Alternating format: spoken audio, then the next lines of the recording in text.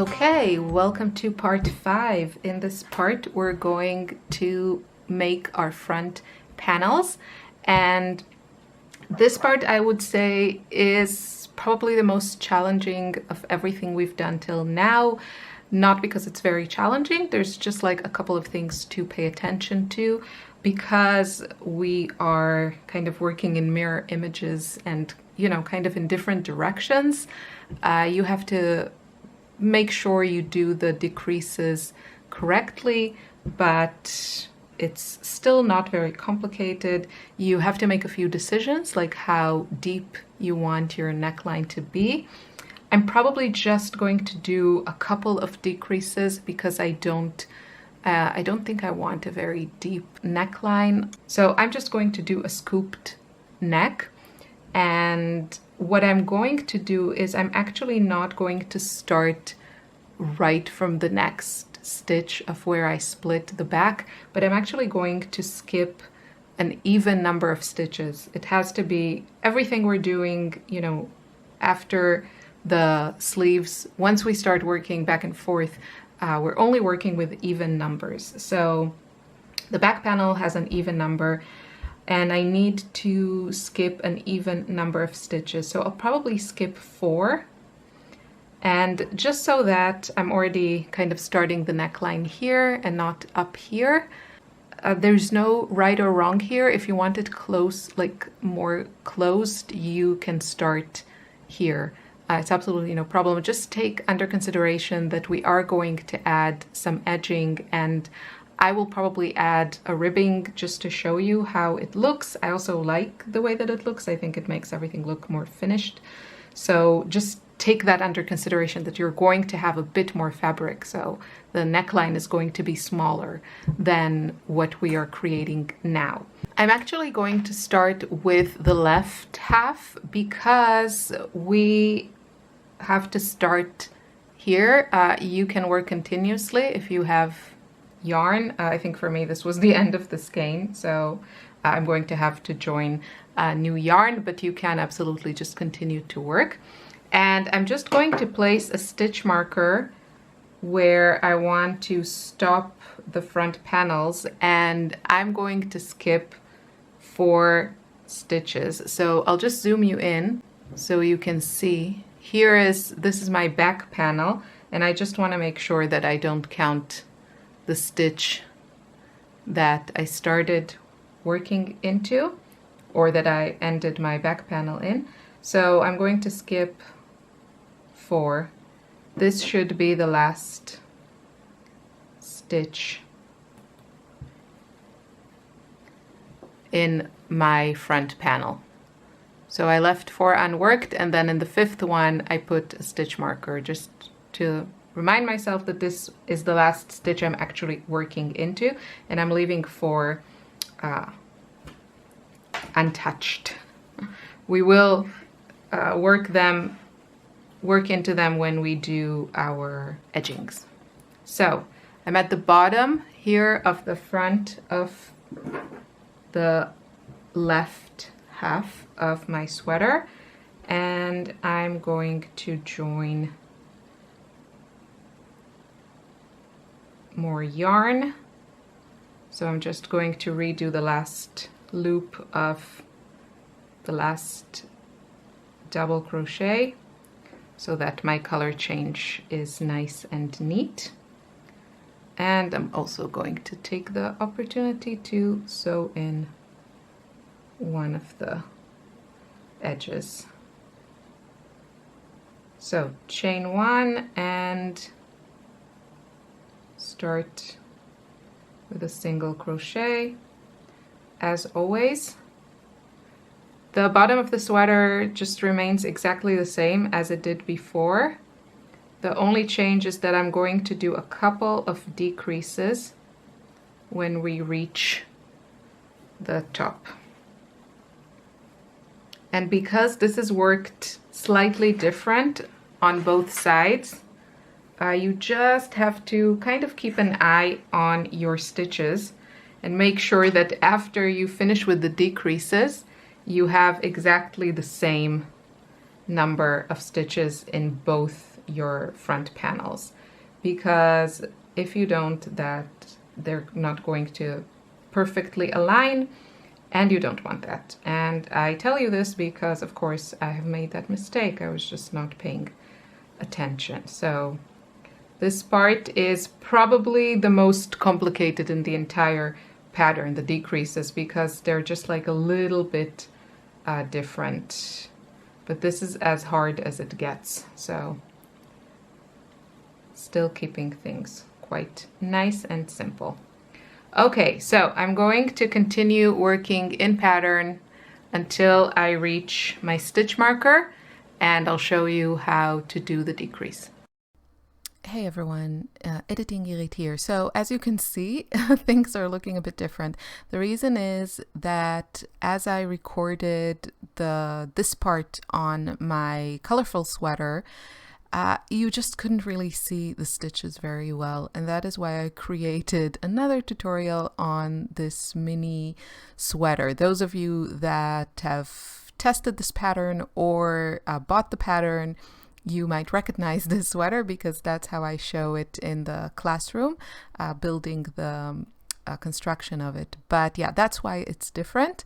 Everything else is the same. We're starting, as you can see, with the left half of the sweater that will be on our left half of our body, and this is actually the more complicated one. And it's not very complicated, you just have to follow my steps and you'll be fine, and then you'll find actually the right side much easier to do.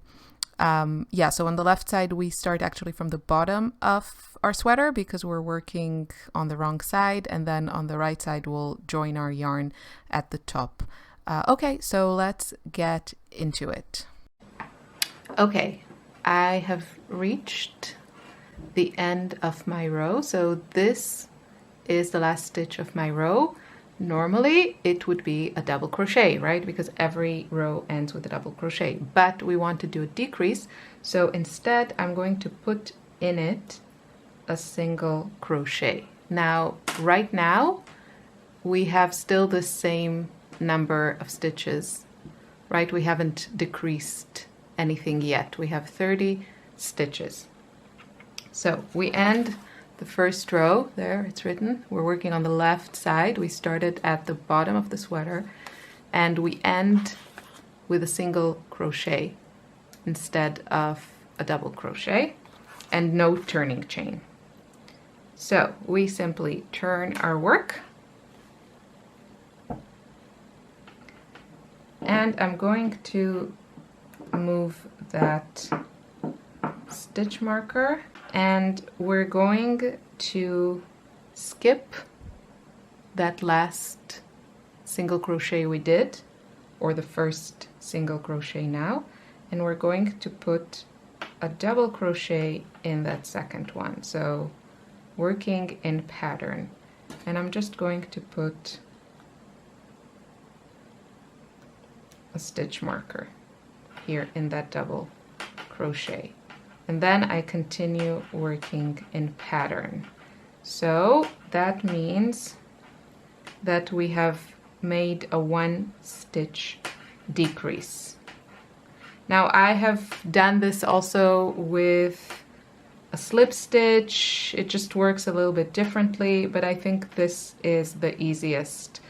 If you find another way that works for you, please feel free to use it. The goal is to decrease stitches and make it look as symmetrical as possible on both sides. So now I'm going to go back down, finish my row as usual with a double crochet. This is the bottom of the sweater, nothing is changing here. Finish my row with a double crochet, chain 1, turn, single crochet, go back up, and I'll meet you again here. So right now on this row we have 29 stitches because we skipped 1 stitch. We started with a double crochet, so we have 29 stitches. We need at the end of our decreases, how many it is that you want to make, we need to have, as always, an even number of stitches. So keep that in mind. Okay, so I worked my way back up and here I am. This stitch marker is placed in the double crochet from the previous row. So this was the first stitch in the previous row, and I'm going to put a single crochet in it. And I'm going to move the stitch marker up. And again, I'm going to turn my work and I'm going to skip that first double crochet that I just did. And the next stitch is a double crochet, so I'm going to put a single crochet here, and I'm going to mark it with a stitch marker just to make things easier for myself to identify. So in this row, again, we decreased another stitch, and now we can go on in pattern. So you can see how this is shaping. It's a very delicate slope, and if you have little bumps here at the top of the stitches, don't worry about that because we're going to cover the very edge. Also here, we're going to cover all of that. It's not going to show, so you don't have to worry about it. So right now I started from 30 stitches in red, and now I'm down to 28. I will continue back down and up again, and I will meet you here again. Okay, I'm at the end of row 5 of the front panel, and I have here my last 2 stitches, which are the double crochet and the single crochet are marked. I'm going to ignore the single crochet or skip it and end my row in the stitch before that. So end my row with a single crochet. I'm going to turn my work. I'm going to skip my first single crochet, skip it, and put a single crochet into that next double crochet, and I'm going to move my stitch marker, and this will be the first stitch of my row. And that means that we now have 26 stitches. So this is row 6, and we decreased 4 stitches.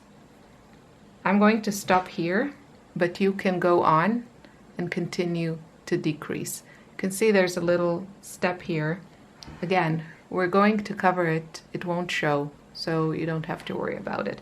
There are other ways to decrease. Some might look a little bit nicer, but they are slightly more complicated with slip stitches and such, and I didn't want to make this more complicated because, as I said a million times now, we are going to clean all this, so it doesn't really matter. If you want to add more decreases or decrease more stitches, go ahead and do that. But as I said, keep also an eye on where you are in the sweater, like how thick you need this front panel to be, because the last few rows need to be without decreases. So they are going to be worked exactly like you did on the back panels, just back and forth, no increases, no decreases, no nothing, because we want a scooped neck. We don't want a V-neck. If you want a V-neck, you can do a V-neck, but I'm going to show you the finishing touches on a scooped neck. So you'll have to figure it out on your own how to finish the sweater if you're doing a V-neck, at least the neckline. The bottom will be the same, obviously, regardless. So that's it for me. Now I can just continue in pattern for a few more rows, back and forth without any decreases, but this is how it's looking. You can see we're getting that shape of a neckline. So now I'm going to do a few more rows, and then I'm going to show you how we work on the right half of the sweater, which will go on our right hand when we wear it. Okay, our left half of the sweater is finished, and now we're going to work on the right half. So again, we have to work on the wrong side. Again, we have to skip the same number of stitches that we skipped here. So I skipped 4. You can skip less or more, just make sure it's an even number. This was the first stitch of my back panel. So 1, I'm skipping, this is 1. I know with the white yarn it's a bit harder to see.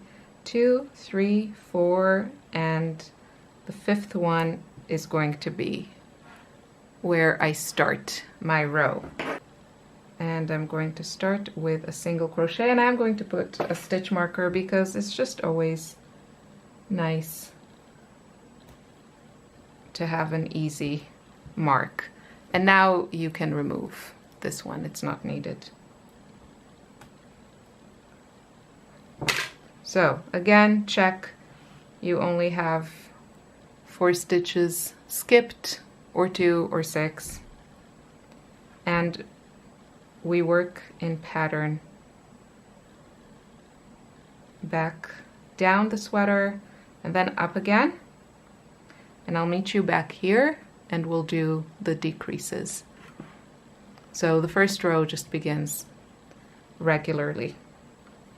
Okay, I'm at the end of my second row, and this decrease is going to be very, very simple. We have 2 stitches left here. You can see the larger double crochet and my first single crochet. We're just going to skip this one and just put a single crochet in this one and turn our work.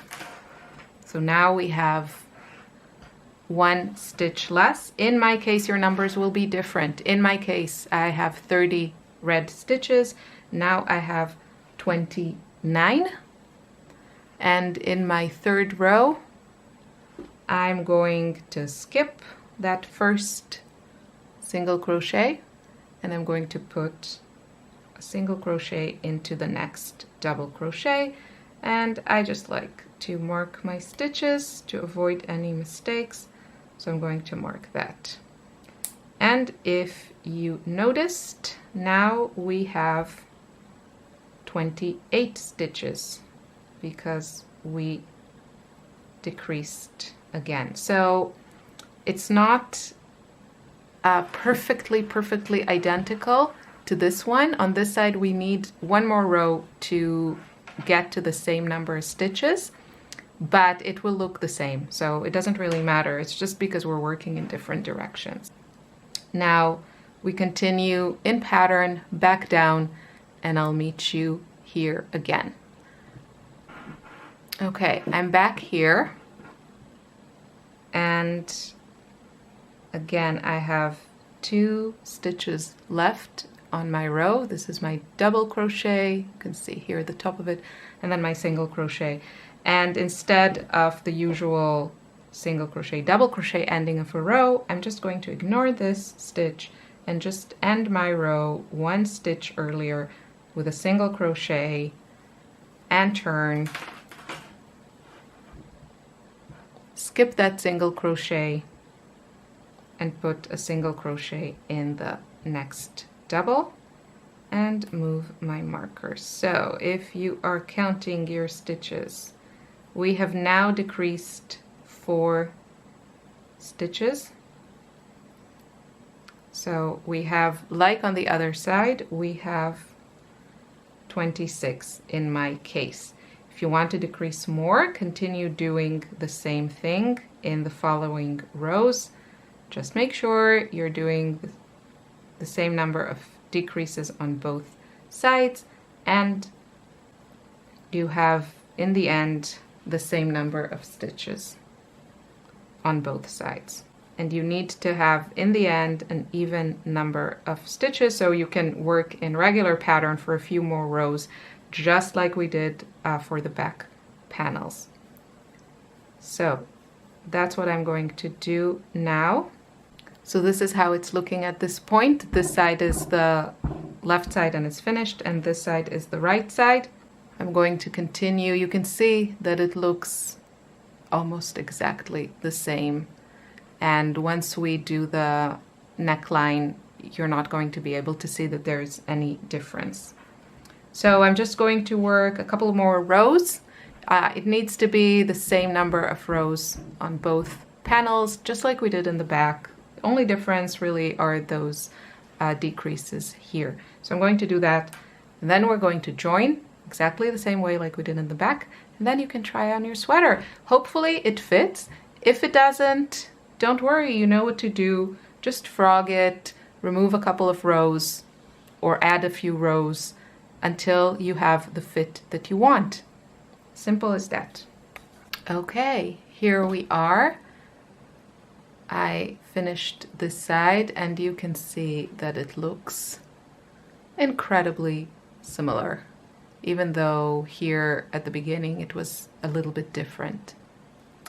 So now I'm going to join exactly in the same way that we did in the back. There's nothing new here.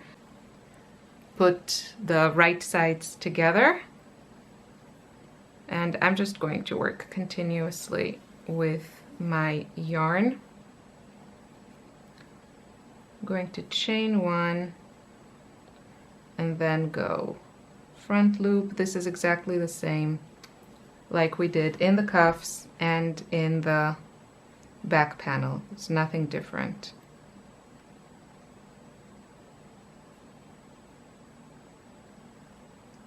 Front loop, back loop, slip stitch. That's it. You can mark your stitches if you want to make sure you are aligned. Don't put too much tension on this. You don't want it to pucker up. But also don't make it too loose. So somewhere in the middle. And continue this way all the way down.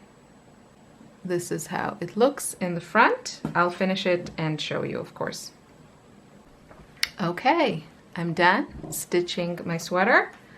Hopefully you're also done with yours. Go try it on. And this is the end of part 5, the penultimate part. The next one, next week, we're just going to finish this at the top and at the bottom, and then you'll have your sweater. How exciting is that? So I'll see you next week. Thank you so much for watching. Have fun making your sweater. Bye.